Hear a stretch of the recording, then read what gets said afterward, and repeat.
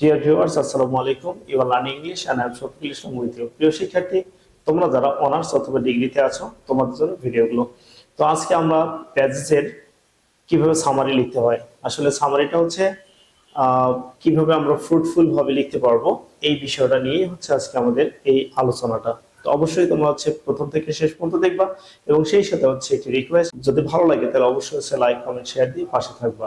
তাহলে আমরা দেখি সামারিতে আমরা কিভাবে মানে কভার করতে পারি। ওকে, তাহলে সামারি সামারি মানে হচ্ছে কি সারাংশ, তাই না? বাংলায় কি সারাংশ।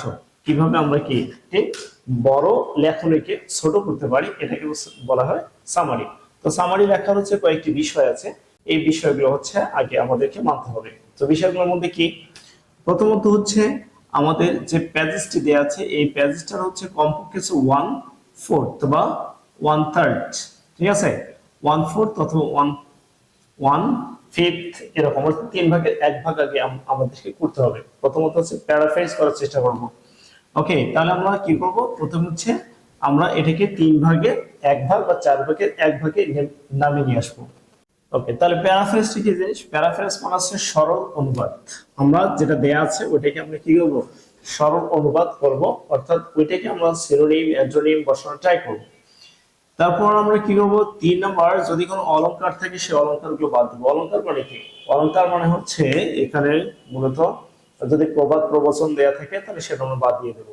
অর্থাৎ কোনো ব্যক্তির যদি হচ্ছে পার্সোনাল কোনো মতামত থাকে অথবা হচ্ছে কোনো উক্তি যদি দেয়া থাকে, সেই উক্তিটা হচ্ছে বাদ দিব। তার মানে কি বলা হলো? তাহলে উক্তি, উক্তি বলতে হচ্ছে আমরা যে চিরন্তন যে বাক্যগুলো দেয়া আছে, যেমন time and tight, wait for none, এরকম যে স্যান্ডেল গুলো থাকবে, ঠিক আছে, সেই স্যান্ডেল গুলো হচ্ছে আমরা এখান থেকে বাদ দিব, সেটা লেখা যাবে না। তারপর আমরা কি করব? এখানে হচ্ছে মূলত আমরা সিম্পল টেন্স, ঠিক আছে, সিম্পল প্রেজেন্ট বা সিম্পল পাস্ট, আমরা সিম্পল প্রেজেন্ট ব্যবহার করব। সিম্পল প্রেজেন্টটা কি? সিম্পল প্রেজেন্ট হচ্ছে আগে সাবজেক্ট হবে, তারপরে কি ভার্বের প্রেজেন্ট ফর্ম, তারপর যদি প্রয়োজন হয় আমি অবজেক্ট বসাবো। এরপর আমাকে যেটা করতে হয় সেটা হচ্ছে লিঙ্কিং ওয়ার্ড। অর্থাৎ লিঙ্কিং ওয়ার্ড গুলো হচ্ছে আমরা যদি একটা সেন্টেন্স থেকে আরেকটা সেন্টেন্সে জাম্প দিতে চাই তাহলে কি করতে হয়? কিছু লিঙ্কিং ওয়ার্ড ইউজ করতে হয়। যেমন আমরা যদি ভিডিও করি, ভিডিও যেটা আমরা দেখতেছি, এই ভিডিওটা কি? ভিডিওটা হচ্ছে কয়েকটি স্থির ছবি, এই স্থির ছবিকে চলমান রূপে রূপ দেখে ভিডিও বলে। তাহলে একটা ভিডিও বানানোর ক্ষেত্রে আমরা দেখি যে কিছু ক্ষেত্রে আবার কি হয়, আর একটা ভিডিওকে যোগ করতে হয়। তাহলে যোগ করার সময় মাঝখানে যে ট্রানজিশন গুলো ব্যবহার করা হয় বা ইফেক্ট গুলো ব্যবহার করা হয়, সেটা হচ্ছে লিঙ্কার বা linking word. So linking word গুলো আমাকে ইউজ করতে হয় এজন্য একটার সাথে আর একটা কানেক্ট করার জন্য। যদি কানেক্টিভিটি না থাকে তাহলে আমার ওই প্যারাগ্রাফ বা ওই মানে লিখনিটা হচ্ছে অত বেশি ভালো হয় না। সো আমাকে কি করতে হবে? লিঙ্কিং ওয়ার্ড গুলো ব্যবহার করতে হবে। এবং সেই সাথে হচ্ছে আমাদের যে personal opinion. So personal opinion মানে হচ্ছে কোনো কাউকে কোনো কিছু পরামর্শ দেয়া, এটা আমরা সাধারণত এখানে লিখতে পারি না। তাহলে আমরা পার্সোনাল অপিনিয়ন গুলো হচ্ছে এড়িয়ে যাওয়ার চেষ্টা করব।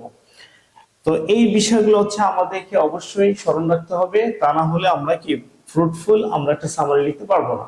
এবার তারপর হচ্ছে প্রথম যে লাইনটা আমরা লিখবো, যাতে প্রথম লাইনটি হচ্ছে কি দেখতে আকর্ষণীয় হয়, সুন্দর হয়, অর্থাৎ এক্সামিনার দেখে আমরা যাতে বুঝতে পারে যে আমি এখানে কিছু বুঝে সুঝে লিখেছি। সো প্রথম আমরা কি করব? তাহলে প্রথম লিখবো এরকম, দ্য প্যাজেস ইজ অ্যাবাউট। তারপর কি করব? আমরা এখানে একটা বিষয়ের নাম লিখবো। দ্য প্যাজেস ইজ অ্যাবাউট, তাহলে বিষয়ের নাম। যে বিষয়, ধরো আমার প্যাজেসটা হচ্ছে বাংলাদেশ সম্পর্কে আছে, তাহলে আমরা কি the প্যাজেস is about the beauty of Bangladesh, the beauty of Bangladesh, অথবা শুধু বাংলাদেশ লিখলাম, ঠিক আছে। তারপর হচ্ছে পরের লাইনটা আমরা কি করব? যে এই বাংলাদেশ সম্পর্কে লিখলো, তাহলে বাংলাদেশে কি কি জিনিস আছে সেই জিনিসগুলো আমরা লেখার ট্রাই করব। তাহলে তারপরে হচ্ছে পরের লাইনকে আমরা সাপোর্ট দেওয়ার জন্য আরেকটু লিখবো যে থ্রু মানে গো থ্রু মানে হচ্ছে ভালো করে পড়া। By going through the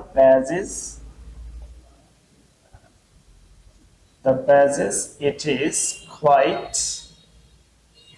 clear to me that, তারপর হচ্ছে আবার কি করবো? ওই বিষয়ের নামটা এখানে দিব, is nicely decorated decorated here। তাহলে আমরা এখানে দেখতে পাচ্ছি যে by going through the pages, মানে প্রথম যে পেজেস আমার দেওয়া হচ্ছে বাংলাদেশ সম্পর্কে, তাহলে কেন আমি বুঝলাম মানে বাংলাদেশ সম্পর্কে এখানে লেখা হয়েছে। তাহলে এখানে বলা হলো যে by going through the pages, মানে পেজেসটি ভালো করে দেখে আমি বুঝলাম যে it is quite clear to me that, তারপর যে সাবজেক্ট এখানে দেওয়া আছে সেই সাবজেক্টের নাম এখানে আবার লিখবো, is nicely decorated here।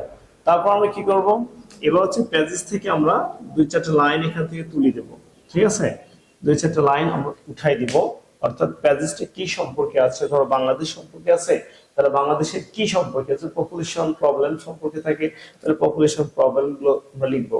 তারপর হচ্ছে বাংলাদেশের যদি সৌন্দর্য থাকে, তাহলে বাংলাদেশের সৌন্দর্য সম্পর্কে লিখবো।